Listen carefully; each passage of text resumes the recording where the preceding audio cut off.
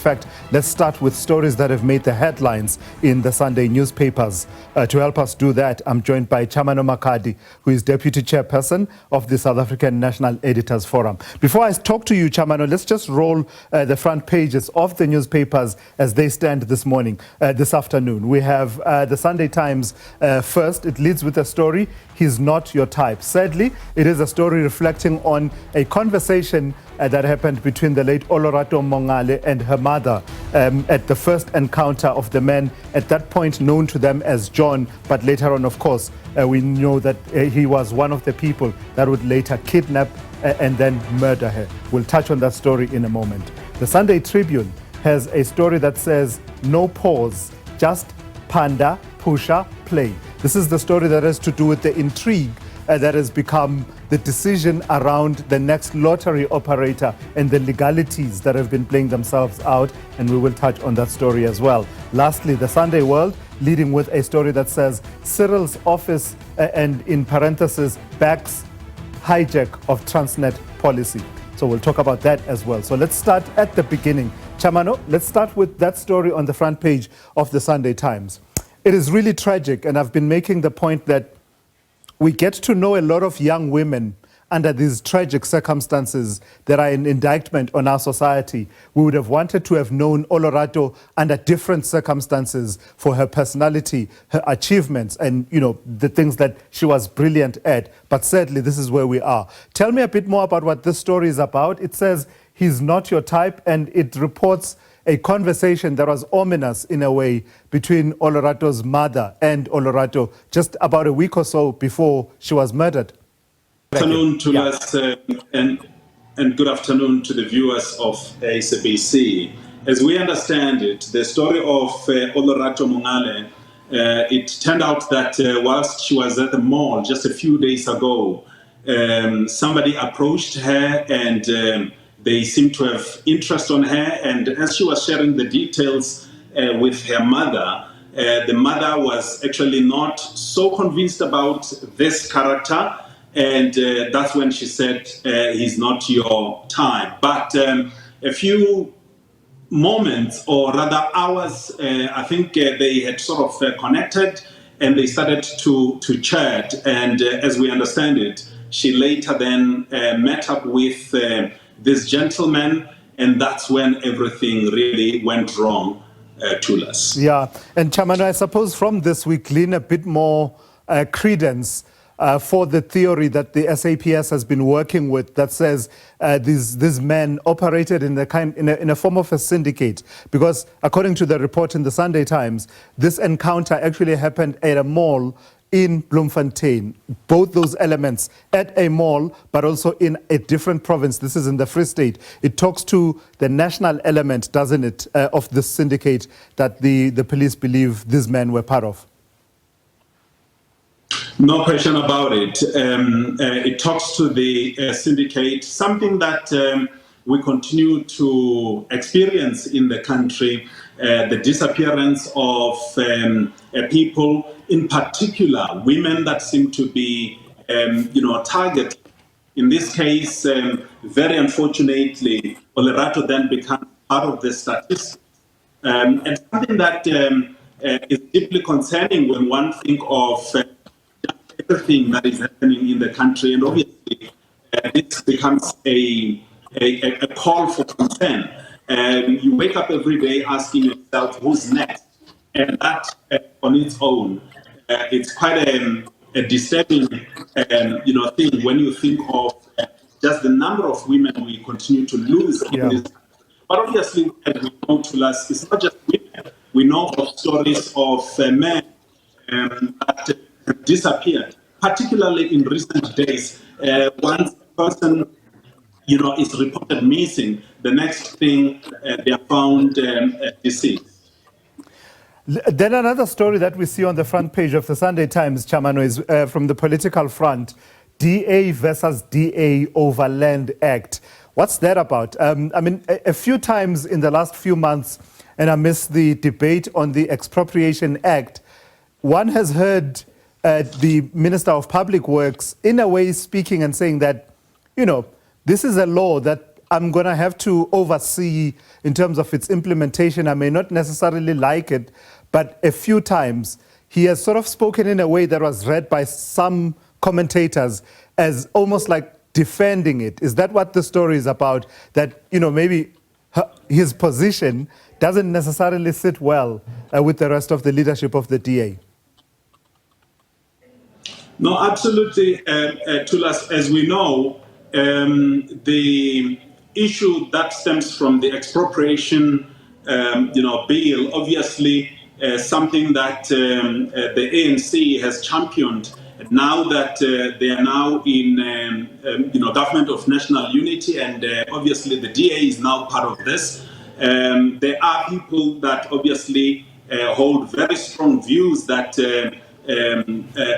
The expropriation of land, it's not the way to go. And obviously, as we have seen, this alone has caused a lot of, problems. And it is also for this reason that President Ramaphosa found himself explaining in the United States of America just very recently in the meeting with President Trump. But now, if you think of the fact that the DA is now part of GNU, and obviously they are supposed to be speaking with one voice, what does this then do, or what does it mean really to GNU? Of course, there are those that are opposing to this, but they are also expected, now that they are part of this arrangement, to implement some of these resolutions. So let's turn to the Sunday Tribune, Tshamano, which leads with the story, "No pause, just panda, push-up play." And the way I understand, and it's a nice headline actually, in the sense that it talks to no pause. So there was a concern, wasn't there, that there would be a disruption in the continuity of the National Lottery. And it seems the Minister of Trade and Industry and Competition has found a way to ensure that that disruption doesn't happen. No, most certainly. Now, the challenge here we're sitting with, obviously, when you think of those that have been operating this for many years, and obviously with the now new suggestions, what then happens? But we know that there have been quite a lot of challenges, if not problems, so far as lottery in South Africa. And I guess they will have to then obviously find a solution as to how then do they move forward. But we know that this has been a bit of a challenge for a number of years, with the many stories of corruption as well that have been reported around the lottery. But I guess for now, Tulas, one can only wait and see what then happens. But it's quite an important decision that really needs to be taken, so far as who then becomes the next role player in this. But I really must say the lottery has been found. It has found itself in hot waters, many times, and I just hope that there will be a way to try and circumvent the situation. Yeah, and of course that workaround that the minister has found is a temporary license for Ituba to continue for at least 12 months, while Sizekaya Holdings, led by businessmen Sandile Zungu and Moses Tembe, gets its systems ready to take over after the announcement that the minister made a few days ago. Let's turn to the Sunday World, Tshamano, and talk about the story there on the front page. It says, Cyril's office, and in parentheses, backs hijack of Transnet policy. What details did you glean? I see that it relies on leaked minutes of business leaders that they say reveal the intention to redirect the prized assets and direction of rail parastatal into private hands. What did you make of that story? What is it about? No, another in South Africa that, for years, Tulas has, has been at the center of much, controversy. Hijack of Transnet rail policy has the backing of President, Ramaphosa in this case, as it is reported. But then again, if one think of, just the recent, conversations, whether you're talking of conversations that stems from, Starlink, the recent trip by the president, and all the proposed changes. And I think it sort of obviously raises questions as to the going-ons behind some of these closed doors. But I think it would be interesting to watch and see what then happens. But obviously, as you do say, leaked information, but we probably just need something on record, something that is communicated officially to know exactly what is the position of government so far as this is concerned. But I really must say, this is another hot potato for South Africans, and I'm sure it will be a story to watch.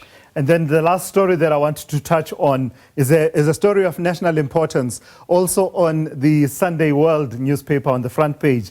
Sundowns dangle 70 million rand carrot to players. This talks, Tshamano, to the Africa Champions League final that is happening today. The team is guaranteed that 70 million rand. But as I see it, the story suggests that Sundowns is saying to the players, well, it's up to you. If you want to profit from all of this, you're going to have to secure this 70 million. I mean, Tulas, one thing that Mr. Motsepe has done, I mean, I have followed his story in football from the time he actually bought the stake. I think it was at 51%, and he took over Sundowns at 100%. That was back in 2003, somewhere thereabout. But one thing that he has always been very clear about, it's support for football players. And I think, as somebody who, without doubt, of course, is moneyed, he makes lots of money elsewhere apart from football, or Sundowns in particular. So it's really up to Matsatsantsa, the boys from Pretoria, really, to see to it that they win this one, because what he has done, Motsepe, whether it is with the league, whether it is with cup competitions, yes, each time they play, he always makes sure that that money goes to the players. And I think it's just another way of motivating them. And you can just imagine, I mean, this is a whopping 70 million rands. I'm sure they will, go all out for this. And I really must say, absolutely terrific for Motsepe's leadership in this particular. Yeah. And I do hope that they get this one. Obviously, it gives us, a good name at a continental level. Absolutely. And if they're not motivated, when Tshamano, by the 70 million rand,